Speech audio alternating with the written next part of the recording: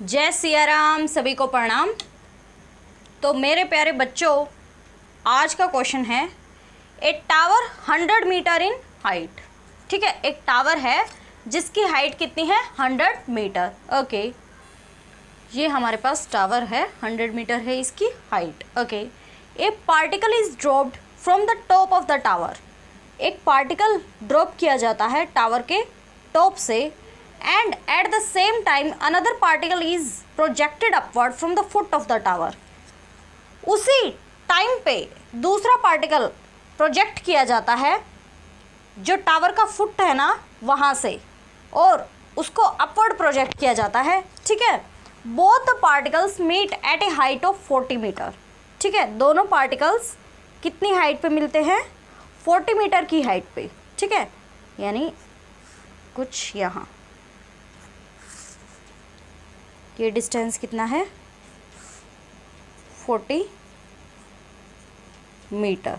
Okay okay, find the velocity with which the second particle is projected vertically upward. ठीक है, हमें वो velocity निकालनी है जिसके साथ उस सेकंड पार्टिकल को प्रोजेक्ट किया गया है अपवर्ड। ठीक है, ओके।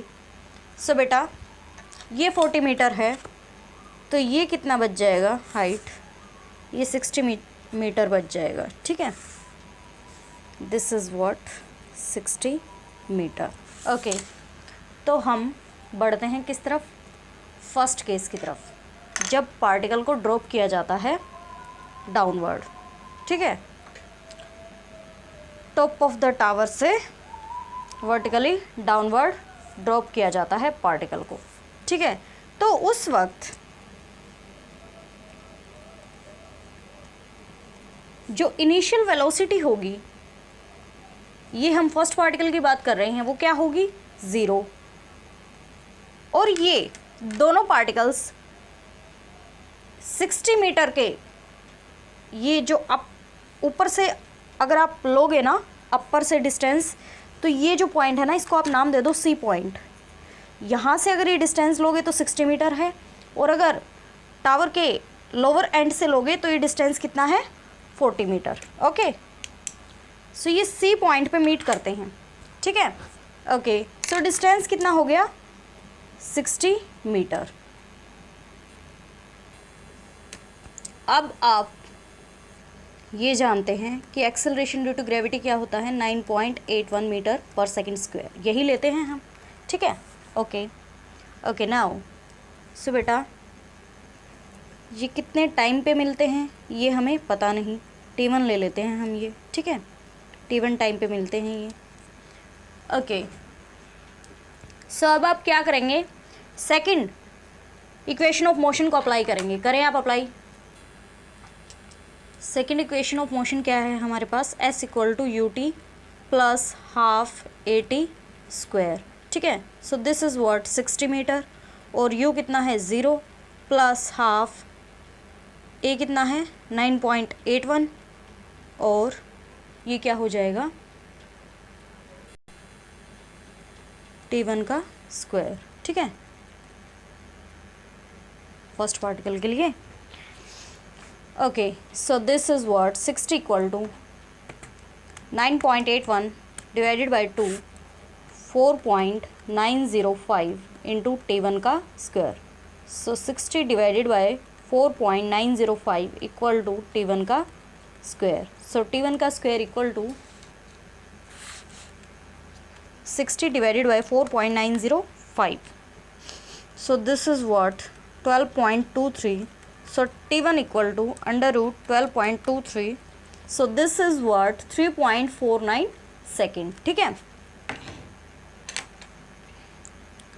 इस टावर के अपर एंड से और इस सी पॉइंट तक आने में, या 60 मीटर ये डिस्टेंस कवर करने में इसने कितना टाइम लिया है?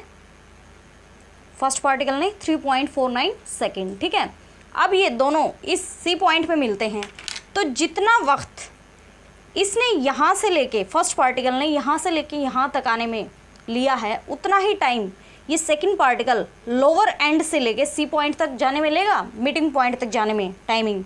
सो जो टाइमिंग होगी ना वो क्या होगी, इक्वल ही होगी, ठीक है। सो T1 कितना आ गया 3.49 सेकेंड, ये फर्स्ट केस हम ले रहे थे। अब सेकंड केस की तरफ चलते हैं हम। तो बेटा लोअर एंड से सी पॉइंट तक की बात होगी अब, ठीक है। तो टाइमिंग तो कितना होगा 3.49 सेकेंड, ठीक है। डिस्टेंस 40 मीटर, ठीक है। एक्सेलरेशन ड्यू टू ग्रेविटी -9.81, ठीक है। और इनिशियल वेलोसिटी सेकंड पार्टिकल की हमें निकालनी है। तो सेकंड केस में भी हम क्या करेंगे, यानी सेकंड पार्टिकल के केस में भी हम सेकंड इक्वेशन ऑफ मोशन को अप्लाई करेंगे। करें आप अप्लाई। तो बच्चों ये क्या हो जाएगा, S = ut + ½ AT², ठीक है।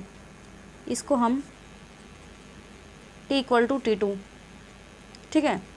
T2 नाम दे दिया हमने, इस टाइम को डिनोट कर दिया किससे, T2 से। T2 किसके बराबर होगा, T1 के बराबर, और T1 कितना आया था 3.49 सेकेंड, ठीक है। So this is what, U तो हमें निकालना है, टाइमिंग कितना है 3.49 + ½ acceleration due to gravity negative आएगा क्योंकि जो पार्टिकल है वो प्रोजेक्ट किया गया है अपवर्ड, सो -9.81। T कितना आ गया 3.49 का square, so this is what 40 = 3.49 × U minus 3.49 का square multiplied with 9.81 divided by 2, so this is what 59.74, ठीक है।